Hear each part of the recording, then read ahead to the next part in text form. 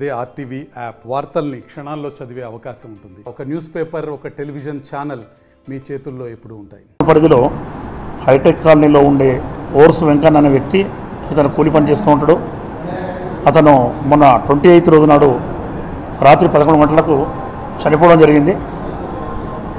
చనిపోయాక అతని భార్య ఎవరైతే ఓర్స్ మైసమ్మ ఉందో A1, అతని భార్య వాళ్ళ బంధువులు వస్తే, వాళ్ళ బావ పిల్లలు వాళ్ళందరూ వస్తే వాళ్ళకు కింద పడి చనిపోయిండు అని చెప్పడం జరిగింది. చనిపోయినప్పుడు సరేలే పొద్దున్న పిలుస్తామని చెప్పేసి బంధువులకు తెలియపరిచి దానం చేద్దామని చెప్పేసి వాళ్ళు అనుకొని వెళ్ళిపోయారు.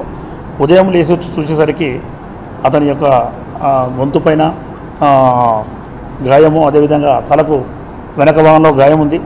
ఆ గాయంతో చూస్తే వాళ్ళకు అనుమానం వచ్చి ఫిర్యాదు చేయడం జరిగింది. ఏదో జరిగి ఉంటుందనే అనుమానంతో ఆ ఫిర్యాదు మేరకు కేసు నమోదు చేశాడు 1 టౌన్ సిఐ రాజశేఖర్ రెడ్డి.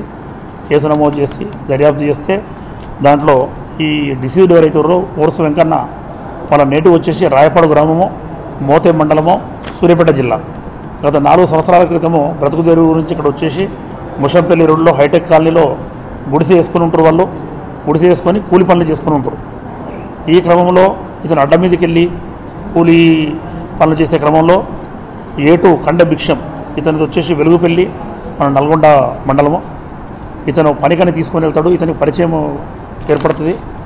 ఈ పరిచయంలో భాగంగా ఇద్దరు కలిసి మందు తాగడము, ఇతను A2 కండ భిక్షం వాళ్ళ ఇంటికి పోవడము, డిసీజ్డ్ ఓర్స్ వెంకన్న వాళ్ళ ఇంటికి పోవడము స్నేహంగా మారింది.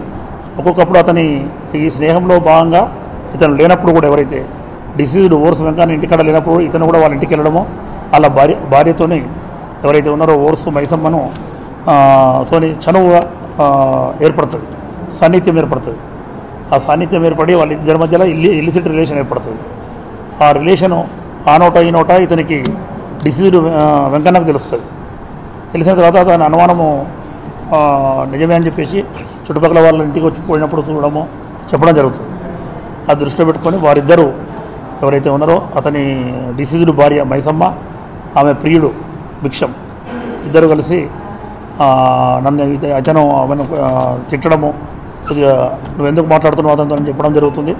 కొద్దిగా అంటున్న క్రమంలో నన్ను అనుమానిస్తుండు, ఏదైనా ఒకటి చేయాలని చెప్తే చేద్దాంలే అని చెప్పేసి ఇతను భరోసా ఇస్తాడు. A2 చేసే నేను ఉంటే నేను చూసుకుంటాడు. అదే క్రమంలో 28వ తారీఖు నాటి రోజున రాత్రి 11 గంటలకు అతను మందు తాగి ఇంటికి వస్తాడు.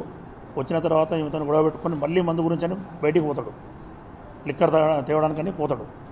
పోయి వచ్చేసరికి ఇతను A2 కండ భిక్షం ఆమెతో చనువుగా ఉన్న విషయం తెలుస్తుంది, వచ్చిపోయింది అన్న విషయం తెలిసి ఈమెతో గొడవపడుతుంది. ఆ క్రమంలో అతను అప్పటికే తాగినాడు కాబట్టి ఈ భార్య అతన్ని గట్టిగా బలంగా నెట్టేస్తే అతను వెనక రాయి పైన పడతాడు. సైజు రాయి అని అంటారు, గణేట్ రాయి, దానిపైన పడతాడు. ఇంట్లోనే గుడిసెలో ఉన్నటువంటి రాయి పైన పడతాడు. పడి హెడ్ ఇంజరీ అవుతుంది. హెడ్ ఇంజరీ అయిన తర్వాత ఈమె అతని పైన కూర్చొని మన గొంతు నొక్కడము, మూతి ముక్కు మూసి థ్రోట్లింగ్ చేయడం జరుగుతుంది. అతను దాదాపు ఒక అర్ధగంట సేపు అతను చనిపోయేంత వరకు గొంతు నొక్కి హత్య చేయడం జరుగుతుంది. దీనికి మన కండ భిక్షం ఎవరైతే ఆమె ప్రియుడు ఉందో అతను భరోసా ఇస్తాడు, చెయ్యి నువ్వు ఏం కాదు నేను చూసుకుంటా, నిన్ను ఏలుకుంటా అని చెప్పడం భరోసా కల్పించడం జరుగుతుంది. అతను ఇచ్చిన కాన్ఫిడెంట్తోనే ఈ మర్డర్ చేయడం జరుగుతుంది. ఇతన్ని ఈరోజు ఎస్ఐ శంకర్ అండ్ సిఐ గారు ఈరోజు ఉదయం 11 గంటల ప్రాంతంలో దేవరకొండ రోడ్లో హరిత హోటల్ దగ్గర వీళ్ళిద్దరూ ఉన్నారన్న సమాచారం మేరకు ఇద్దరిని పట్టుబడి చేసి అరెస్ట్ చేసి కోర్టుకు పంపడం జరుగుతుంది. ఈరోజు రిమాండ్ తరలిస్తున్నాము.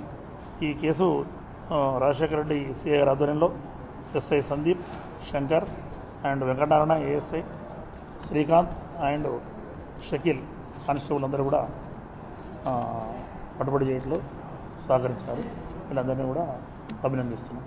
మరిన్ని వీడియోస్ కోసం ఛానల్ ని సబ్స్క్రైబ్ చేయండి. లేటెస్ట్ అప్డేట్స్ కోసం వాట్సాప్ ఛానల్ ని ఫాలో చేయండి. అండ్ లింక్ డిస్క్రిప్షన్ లో ఉంది.